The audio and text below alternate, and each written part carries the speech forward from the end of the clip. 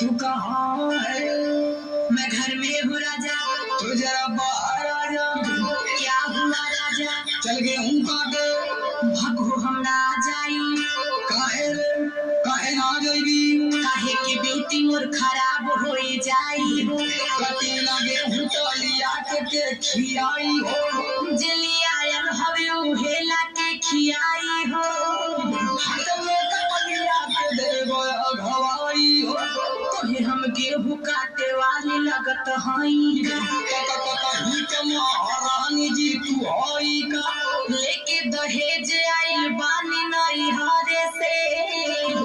हाथ लतिया के भगाई दे हम घर से। देखा कुछ हो कला हमसे न होई कटिया हो।